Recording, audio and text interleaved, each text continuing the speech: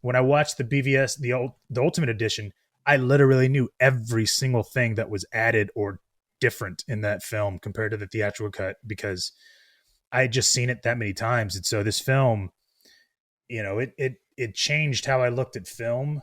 It changed how I viewed as a medium and what to expect from a filmmaker that was willing to be that courageous to make something of this high caliber, of this high art on a quote unquote big budget film. You know what I mean? That's exactly how I feel about it too.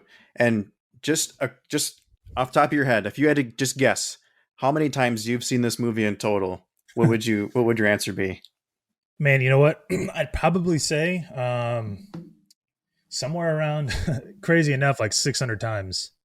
Like that's not a BS answer. That's a truthful like it's just I watched it so many times. I mean, and what's crazy is I'm pretty sure my daughter's probably watched it more than that because she'll fall asleep to it. Like she'll put it on at night and go to sleep. You know what I mean? So she's probably seen it way more than I have. So That's awesome. it's just Yeah, I mean, yeah. I watch it multiple times every year.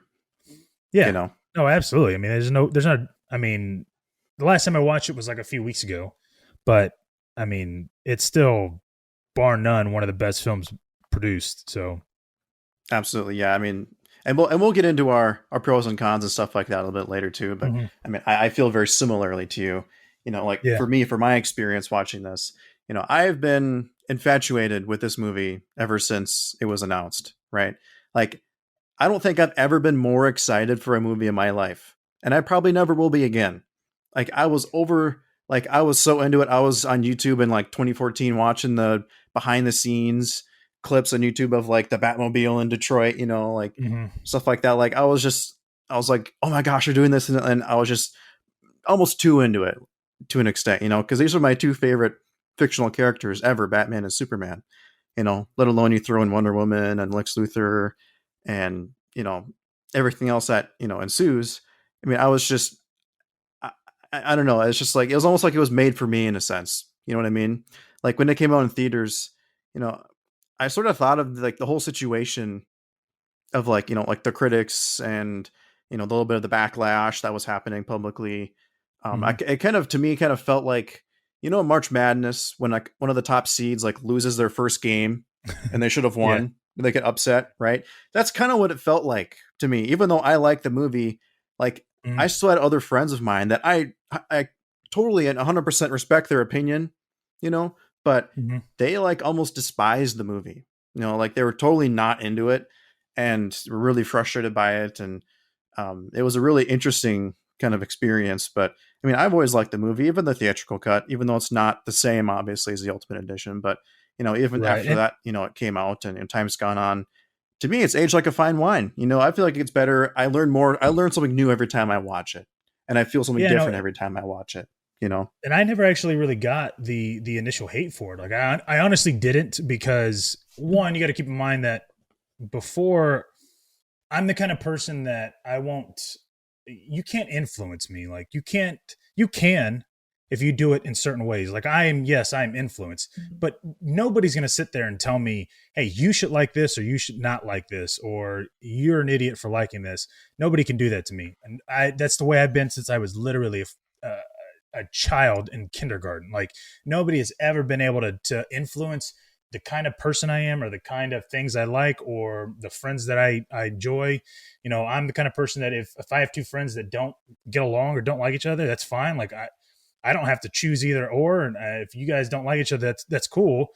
As long as I'm not the reason for it, then we could still be friends. And so like when I first like started seeing all these hot takes or all these negative things about it, I actually didn't understand it. Like me and Avery, we were just like dumbfounded. We were like, why is everybody like upset about this film? Like this film, like it was great to us, but it's not like it was like I can't even think of like a horrible film to where it's like impossible that it was made. You know what I mean? Like it's not like mm-hmm. the film was horribly shot or the music wasn't like complete trash. It was just people just had such a disdain for Zack Snyder that they treated this film like it was Satan or that it was like you are not a fan if you like the film. And I always thought that was the most asinine thing because it was such an overreaction that didn't and the only reason, like I said, the precipice of everything about this film happened. Like the conundrum of all of this is that there was, as it was about to get released, was right when the blogosphere was like fucking catapulting. You were like breaking down Avengers and all that shit. So blog sites were getting big. 2016 is about to hit. All these sites are covering everything, and then BvS gets hit and it blows up.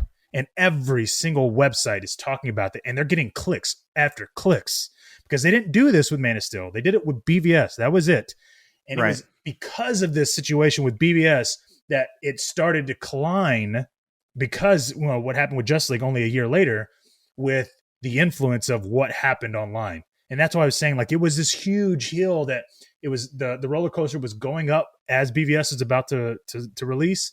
The moment it was released, it was at its peak, and then it plummeted quick. And you can look at it with BvS being at the epicenter of all of this, these diehard fans or these whatever you want to call them, the blogosphere. Like, dude, it was insane, and it started 8 years before that with The Dark Knight. So it's just funny that happened within an 8 year period, and already we're in 2022. And I know, with the virus happening in the past couple of years, like it's really done it down. But the blogs aren't really doing what they used to do back, when Justice League was even out. So it's just funny to to kind of see like this whole dynamic change in the way that it has.